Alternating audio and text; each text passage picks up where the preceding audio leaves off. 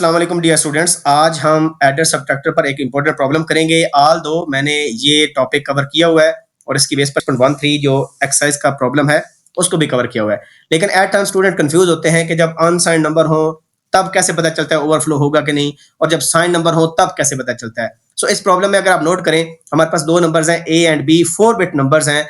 सो first part में हम assume करेंगे कि A and B are unsigned numbers और हमने ए प्लस बी भी करना है और ए माइनस बी भी करना है, और बताना है कि सम और C4 जो कि कैरी 4 है इसकी क्या वैल्यू आती है और इसकी बेस पर ओवरफ्लो का बताना है कि अकर होगा कि नहीं। और सेकंड पार्ट के अंदर हम अज्यूम कर रहे हैं कि A and B are signed numbers, यानी टूज कंप्लीमेंट के फॉर्म में नंबर्स गिवन है और हमने सेम काम करना है A plus B and A minus B, और हमने सम की बिट्स बतानी है और कैरी 4 के अलावा हमने ये जो वैलिड बिट है एक्सऑर की जो आउटपुट है ये ओवरफ्लो के बारे में बताती है। याद रखें ये जो वैलिड बिट है ये साइन नंबर्स के केस में आपको बताएगी कि ओवरफ्लो कर होगा कि नहीं होगा। जब अनसाइंड नंबर हो तो हम कैरी 4 को देखेंगे, ये C4 जो कि लास्ट फुल एडर है उसकी आउटपुट है। ठीक है जी, और हम देखेंगे कि C4 और V जो है आपको कैसे हेल्प करती है कि ओवरफ्लो कर हुआ कि नहीं हुआ। यहाँ पर एक चीज बतानी बहुत इंपॉर्टेंट है कि 4 बिट्स जब हमारे पास होती हैं तो साइन नंबर और अनसाइंड में उसकी रेंज क्या होती है। तो अगर हम अनसाइंड नंबर की बात करें तो हमारे पास 4 बिट्स हो तो वो रेंज जो बनती है वो 0 से लेकर 15 तक बनती है। कैसे बनती है? मिनिमम वैल्यू 0 और मैक्सिमम वैल्यू क्या कहते हैं 2 की पावर नंबर ऑफ बिट्स -1। ये होती है अनसाइंड नंबर अगर हमारे पास हो तो। ठीक है, 4 बिट। और अगर साइन नंबर हो तो हमारे पास जो 4 बिट्स की रेंज बनती है दैट इज नेगेटिव ऑफ 2 की power number of bits -1। 4 bits हैं तो एक माइनस कर लें, -2 की पावर 3 ये नेगेटिव नंबर आएगा मिनिमम, और यहां से लेकर +2 की पावर नंबर ऑफ बिट्स -1 यानी 2 की पावर 3 -1। सो हमारे पास जो रेंज बनती है -A2 +7 बनती है। ये साइन नंबर्स की रेंज है 4 बिट्स की फॉर्म में अगर 4 बिट्स हमारे पास हो, और ये अनसाइंड नंबर की रेंज है अगर हमारे पास 4 बिट्स हो। सो अगर इससे आंसर एक्सीड होता है या इससे आंसर मिनिमम आता है, यानी बेसिकली इस एंड से हम निकल जाएं या इस एंड से निकल जाएं, तो तब हमारे पास ओवरफ्लो अकर होता है। ओवरफ्लो का मतलब है कि जो आंसर आता है वो इन 4 बिट्स में अकोमोडेट नहीं हो सकता इन बोथ केसेस, अनसाइंड या साइंड। सो अगर साइंड के अंदर हमारा आंसर -8 से छोटा आ गया, -8 -9 -10 एंड सो ऑन इस तरफ, तो ओवरफ्लो अकर होगा। इसी तरह +7 से एक्सीड हो गया, +8 +9 +10, तो फिर भी ओवरफ्लो अकर होगा। तो ये एक कॉमन चीज है। अगर सर्किट से आपको समझ नहीं आती और लेकिन आप ऐड करके सब्ट्रैक्ट करके आपको पता चल जाता है कि इस रेंज से हम निकल गए हैं तो ओवरफ्लो अकर होगा। एटलीस्ट आप ये बताने के काबिल हो जाएंगे कि ओवरफ्लो अकर हो रहा है कि नहीं हो रहा। ये बहुत इंपॉर्टेंट चीज थी। अब हम इस सर्किट डायग्राम को अगर देखें तो इसमें आप चेक करें कि ए कहीं भी नेगेटिव नहीं हो रहा, यानी ए का हम कोई वंस कंप्लीमेंट नहीं ले रहे हैं, कोई टूस कंप्लीमेंट नहीं ले रहा है। फुल एडर में डायरेक्ट बिट्स जा रही हैं। हाँ, जो बी की बिट्स हैं वो एक्सऑर से पास हो रही हैं। तो जब हम एडिशन करेंगे A plus B in both cases, बेशक वो अनसाइंड हो या साइंड नंबर्स हो, तो हमारे पास बी की बिट्स फ्लिप नहीं होंगी। ठीक है, अगर हम ऐड कर रहे हैं, अगर हम साइंड नंबर को ऐड कर रहे हैं या अनसाइंड को, क्योंकि ये एक्सऑर ऐसे काम करता है कि अगर उसकी अपोजिट बिट्स हो तो वो 1 देता है और सेम बिट्स पर वो 0 देता है। तो जब हम एडिशन करेंगे तो m की वैल्यू अगर 0 होगी तो जो b की बिट होगी वही आ जाएगी, लेकिन अगर m 1 होगा तो b की बिट्स फ्लिप हो जाएंगी। ठीक है, ये ऑलरेडी मैं कवर कर चुका हूं, ये बहुत इंपॉर्टेंट है। ठीक है जी, तो पहला देखते हैं पार्ट जब अनसाइंड की हमने एडिशन और सब्ट्रैक्शन करनी है। तो इसका मतलब ये नहीं है कि हम यहां पर अप्लाई करना शुरू कर दें, आप वैसे भी कर सकते हो इंट्यूटिवली, और सिंपली हमने बताना है कि S3 S2 S1 S0 और C4 क्या होते हैं। इसकी बजाय कि आप पहले बनाएं एक पार्ट के लिए एडिशन के लिए, फिर उसको इरेज करके सब्ट्रैक्शन के लिए करें, फिर अगले में साइन नंबर के एडिशन के लिए सब्ट्रैक्शन के लिए, तो बेहतर है हम इसकी वर्किंग वैसे ही कर लेते हैं। ठीक है, सो पहला पार्ट करते हैं और हम बताते हैं कि a प्लस बी का आंसर क्या आएगा जब दोनों को हम अनसाइंड नंबर ट्रीट करेंगे। सो जब हम एडिशन करेंगे तो हमें एक चीज का पता है कि m की वैल्यू क्या है, 0 है। ठीक है जी, सो a हमारे पास क्या था, a हमारे पास था 1011, ये हमारे पास a है जी, और ये हमारे पास b है दैट इज 1101। ठीक है, और अगर हम a को देखें वैसे, अगर हम a को वैसे देखें तो a हमारे पास कितना बनता है, ये 1 है, ये 2 4 और 8, 4 क्योंकि 0 की पोजीशन पर है तो हमारे पास ये 11 आ जाएगा, और ये क्या बनता है 1 4 और 8, ये 13 बनता है। तो अगर हम वैसे इनको ऐड करें हमारे पास 24 बनता है जब हम इनको अनसाइंड नंबर लेकर ऐड करेंगे। अब आप ये बताएं जो अनसाइंड की रेंज मैंने आपको बताई है 0 to 15, क्या 24 उसमें आ रहा है? नहीं आ रहा, तो ओवरफ्लो लाजमी अक्कर होगा इस केस के अंदर। ठीक है, तो आंसर क्योंकि निकल गया तो ये जो C4 बेटा ये 1 आनी चाहिए, क्योंकि आंसर इस साइड पर हम जा रहे हैं, ठीक है, इस राइट हैंड साइड पर। तो जब भी आंसर एक्सीड करे मैक्सिमम नंबर से तो कैरी आउट हमेशा 1 आएगा ही आएगा। तो C4 इस केस में 1 आएगा ही आएगा, ठीक है। और जो M की वैल्यू है जो कि बेसिकली ये C0 को शो कर रही है, जो कि कैरी इन है, जब क्योंकि एडिशन में M0 है, यहां पर उसने मेंशन किया हुआ है M0 एडिशन, सो ये C0 की वैल्यू भी यही होगी। और ये मैं यहां पर लिख देता हूं जो इनपुट कैरी है। तो ये वाली बिट मेरी बन जाएगी C0 और ये वाली बन जाएगी C1, ये बन जाएगी C2, ये बन जाएगी C3 और जो कैरी आउट होगा वो मेरा C4 यहां पर लिख देता हूं मैं। अब आप इसको ऐड करें तो सम क्या आ जाएगा, सम 0 कैरी 1 आ जाएगा। तो कैरी 1 में यहां पर 2 1s हैं, सम 0 और कैरी 1, तो C2 भी हमारा 1 हो गया। 2 1 है, सम 0 कैरी 1, C3 भी 1 हो गया। 3 1s हैं, सम भी 1 और कैरी भी 1। तो यहां पर एक चीज आप नोट करें कि हमारे पास कैरी 4 की वैल्यू क्या आ गई, कैरी 4 की वैल्यू 1 आ गई, ठीक है। तो जो सम उसने कहा बताओ S3 S2 S1 S0, तो ये हमारे पास बिट आ गई S3 की, ये आ गई S2 की, ये S1 की और ये S0 की। और अगर आप 4 बिट्स में देखें तो 8 बनता है, तक हमारा आंसर कितना है 24 है। और अगर 5वीं बिट को मिलाया जाए C4 वाली और इसको मैं यहां पर लिखूं तब हमारा 24 बनता है, 16 + 8। सो क्योंकि C4 आपका 1 आ गया और जब C4 1 आ जाए अनसाइंड एडिशन के केस में और आंसर मैक्सिमम नंबर से बढ़ जाए तो हमारा क्या होता है, ओवरफ्लो कर होता है। सो इस क्वेश्चन में हमें क्या बताना था, हमने सम की वैल्यू बतानी थी, वो हमने बिट्स बता दी। 1 000 सम आ गया, C4 की वैल्यू 1 आ गई और ओवरफ्लो कर हो रहा है। यस, ओवरफ्लो कर हो रहा है बिकॉज ये जो आंसर है, ये जो 24 आंसर आया, ये इन 4 बिट्स में अकोमोडेट नहीं हो सकता। तो हम S की वैल्यू हमने लिख दी, दैट इज 1 000। हमने C4 की वैल्यू लिख दी, दैट इज 1। और हमने ओवरफ्लो के बारे में बता दिया, ओवरफ्लो अक्कर होगा, यस अक्कर होगा बिकॉज C4 की वैल्यू 1 है, क्योंकि आंसर मैक्सिमम वैल्यू से एक्सीड कर चुका है। अब हमने सेम क्वेश्चन करने के लिए A - B करना है, ठीक है जी। बी पार्ट इसका A - B।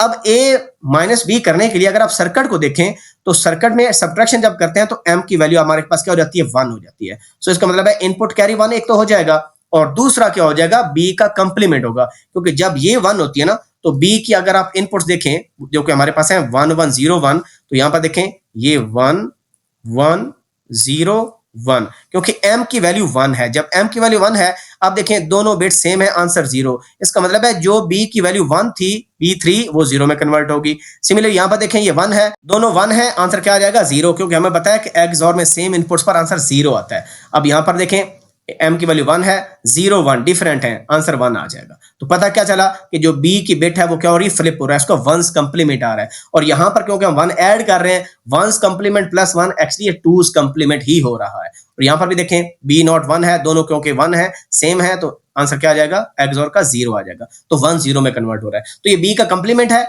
तो ये B का 1s कंप्लीमेंट है और 1 इसमें ऐड होकर 2s कंप्लीमेंट ही बन रहा है। ठीक हो गया जी। तो अब हम क्या करेंगे, अब हम करेंगे कि A की बिट्स लिखेंगे। A हमारे पास क्या है 1 0 1 1 और हम B का 1s कंप्लीमेंट लेंगे, क्योंकि ये B का 1s कंप्लीमेंट ही हो रहा है। 1 वाली 0 बन गई, 1 वाली यहां पर फिर 0 बन गई और B1 जो है वो 1 बन गई और B0 0 बन गई और जो कैरी इनपुट है वो हमारा 1 है। तो कैरी इन के लिए हम यहां पर 1 लिख देते हैं जो कि M की वैल्यू है और B का हम 1s कंप्लीमेंट यहां पर ले लेते हैं, जो कि हमारे पास B था, हमारे पास था 1 1 0 1। इसका 1s कंप्लीमेंट लेंगे तो ये 0 आ जाएगा, ये 1 आ जाएगा, ये 0 आ जाएगा, ये 0 आ जाएगा। अब हम कर रहे हैं जी actually A plus negative B, ये करने लगे हैं। तो ये B का 1s कंप्लीमेंट है और ये M की वैल्यू जो हमने 1 ली वो है। तो ये बेसिकली क्या है, ये C0 है, क्योंकि जब M 1 होता है तो C0 भी आपका 1 हो गया था, ठीक है। और यहां पर हमारे पास C1 आ जाएगा, यहां पर C2 आ जाएगा, यहां पर C3 आ जाएगा और यहां पर C4 आ जाएगा। सो हम करते हैं जी, हमारे पास सम आ जाएगा 0, कैरी आ जाएगा 1, ये कैरी आ गया। अब हम तीनों 1s को ऐड करेंगे, सम आ गया 1, कैरी आ गया 1। तीनों को ऐड करेंगे, सम आ गया 1, कैरी आ गया 0। तीनों को ऐड करेंगे, सम आ गया 1 एंड कैरी इज अगेन 0। तो 4 बिट्स का जो सम है वो हमारे पास ये आ, और जो कैरी C4 है वो हमारे पास ये आ गया। अब ये बहुत इंटरेस्टिंग है वो इस वजह से क्योंकि हमारे पास A जो था वो हमारे पास 11 था, ठीक है। A क्या था जी, यहां पर मैंने आपको बताया होगा कि ये जो A है ये 11 है और जो B है वो 13 है। अगर हम इन दोनों को ऐड करें तो 24 बनता है, यहां पर मैंने ये किया था, ठीक है। अब हम क्योंकि A - B कर रहे हैं तो actually we are doing 11 - 13 which is -2। -2 answer आता है हमारा, ठीक है। और -2 क्योंकि इस रेंज में नहीं है, ये जो रेंज मैंने बताई थी 0 to 15, इस वजह से इसमें अंडर फ्लो है, बेसिकली ओवरफ्लो कहते हैं कि उस रेंज से हम निकल गए, इस रेंज में नहीं है, ठीक है। तो यहां पर आप नोट करें कि C4 की वैल्यू 0 है, ऑल दो C4 यहां पर ये शो नहीं कर रहा कि ओवरफ्लो हो चुका है, लेकिन क्योंकि आंसर हमारा ये तो आंसर बन रहा है 8 + 4 + 2 यानी 14 बन रहा है, लेकिन इसका आंसर 14 तो नहीं आता ना, इसका 2's कंप्लीमेंट लेके देखें, ये -2 ही बनेगा। 2's कंप्लीमेंट कैसे लेते हैं, राइट साइड से स्टार्ट करते हैं, जब तक पहला 1 नहीं आता बिट्स वैसे लिखते हैं, उसके बाद आप फ्लिप करते हैं। मैंने इसका ये 2's कंप्लीमेंट लिया तो देखें क्या है, ये -2 है या नहीं, लेकिन क्योंकि -2 उसका पार्ट नहीं है, अब हम इस रेंज से जो छोटा नंबर है ना उससे बाहर निकल गए। छोटा नंबर क्या है जी, अनसाइंड नंबर का 0 है, तो 0 से हम निकल गए बाहर, -2 हमारा आंसर आया। तो इस वजह से हम इसमें लिखेंगे कि हमारी जो सम की बिट्स हैं वो ये हैं, यानी सम हमारे पास है 1 1 1 0, ये सम की बिट्स हैं। C4 हमारे पास 0 है और ओवरफ्लो कर हुआ है, overflow yes it is occurred because the answer is -2 and क्योंकि हमारा जो आंसर आता है वो इस रेंज में अकोमोडेट नहीं हो सकता, उस रेंज का पार्ट ही नहीं है। सो ये दोनों केसेस हो गया जब हमने A + B और A - B किया, जब हमने A B को अनसाइंड नंबर ट्रीट की। अब सेकंड पार्ट बहुत इंपॉर्टेंट है, इसमें काफी स्टूडेंट्स कंफ्यूज होते हैं जब साइन नंबर्स ट्रीट होते हैं। तो यहां पर मैंने सर्कल पहले बता दिया आपको कि हमारे पास A का अगर A नेगेटिव भी है तो A का कोई 2's कंप्लीमेंट वगैरह नहीं हो रहा, B का 2's कंप्लीमेंट होता है जब हम सब्ट्रैक्शन परफॉर्म करते हैं। और साइन नंबर में ये जो वैलिड बिट है ना, अगर ये 1 हो जाए तो ये आपको बताती है कि ओवरफ्लो अकर हो चुका है। अनसाइंड नंबर में इसका कोई रोल नहीं है। वैसे आप तो कंप्यूट कर सकते हो यहां से भी, जिस तरह हमने एडिशन की थी तो ये देखें ये भी 1 था, ये भी 1 था, C3 और C4 का XOR है ना, तो आप दोनों का XOR लें, दोनों सेम है तो वैलिड बिट 0 आ रही है। और दूसरे केस में जब हमने किया, जब सब्ट्रैक्शन परफॉर्म की, तो यहां पर देखें C3 भी 0 है, C4 भी 0 है, तो हमारे पास क्या आंसर आ जाएगा, दोनों क्योंकि सेम है आंसर इसमें भी 0 आ रहा है हमारा। लेकिन वैलिड बिट जो ओवरफ्लो बताती है आपको, वो कहां पर बताती है, वो साइन नंबर्स में बताती है। लेकिन क्योंकि अनसाइंड नंबर के अंदर हमने देखा कि ओवरफ्लो अकर हुआ है जब हमने एडिशन की तब भी क्योंकि आंसर एक्सीड कर गया, और जब सब्ट्रैक्शन परफॉर्म की तब भी क्योंकि उस रेंज के अंदर आंसर नहीं आया, लेकिन वैलिड बिट स्टिल 0 है by looking at the C3 and C4 is XOR। क्योंकि ये अनसाइंड नंबर की एडिशन सब्ट्रैक्शन के ओवरफ्लो को बताती नहीं है वैलिड बिट, ये सिंपल एप्लीकेबल है उन sign numbers. So second part में के अंदर हम अज्यूम करते हैं कि जब A B साइन नंबर्स होंगे तब क्या करना पड़ेगा। तो साइन नंबर कहने का मतलब ये नहीं कि हमने कोई 2's कंप्लीमेंट ले लेना है, हमने इसी सर्किट को ही फॉलो करना है। स्टिल हमारे पास जो A है वो यही है और जो B हमारे पास है वो क्या है जी, 1 1 0 1। सो हमें बताया गया कि ये साइन नंबर्स हैं, यानी 2's कंप्लीमेंट की फॉर्म में ऑलरेडी हैं। तो अगर हम देखना चाहें कि एक्चुअली ये नंबर है क्या, तो एक चीज देखनी आपने साइन नंबर्स में कि जो MSB बिट होती है अगर वो 1 हो तो वो बताती है कि नंबर नेगेटिव है, अगर MSB बिट 0 है तो नंबर पॉजिटिव है। तो ये नंबर क्या हो जाएगा, ये देखें, इसका आसान हल ये है तक इसका 2's कंप्लीमेंट आप ले लें, सिंपल बताने के लिए कि एक्चुअली कौन सा साइन नंबर है। तो 2's कंप्लीमेंट के लिए पहला 1 वैसे, उसके बाद बिट को फ्लिप करें तो ये 0 आ जाएगा, ये 1 आ जाएगा, ये 0 आ जाएगा, तो ये हमारे पास -5 बनता है। ठीक है, इसका 2's कंप्लीमेंट लें B का, तो क्योंकि ये भी 1 है, नेगेटिव नंबर है, तो ये हमें क्या बता देगा, पहला 1 वैसे, अगली बिट्स फ्लिप कर दें 1 0 0, तो ये -3 बन रहा है। तो पहले पार्ट में हमने करना है A + B, दोनों साइन नंबर है, दोनों को ऐड करना है, आंसर क्या आएगा, आंसर -8 आएगा। अब आप साइन नंबर्स की 4 बिट की रेंज देखें जरा, मिनिमम आंसर क्या आता है -8, मैक्सिमम +7, तो देखें हमारा आंसर भी क्या आ रहा है -8। तो इसका मतलब है इस केस में कोई ओवरफ्लो अकर नहीं होगा। लेकिन सर्किट के अंदर हमने A B इन दोनों को ही ऐड करना है, जिस तरह अनसाइंड वाले पार्ट में हमने किया। हमने कोई 2's कंप्लीमेंट नहीं लेना, क्योंकि ये सर्किट हमें नहीं कह रहा कि 2's कंप्लीमेंट लो, ये सर्किट हमें ये कह रहा है कि भाई A B are considered as sign number, already sign number है, और एडिशन जब करेंगे तो अब M की वैल्यू को क्या रखेंगे, 0 रखेंगे, और वही काम हम ऑलरेडी यहां पर कर चुके हैं। ये देखें इस पार्ट में ये C0 जो है ये M की वैल्यू है, और पहले केस में M की वैल्यू क्या है, 0 है, और A आपका यही है और B यही है,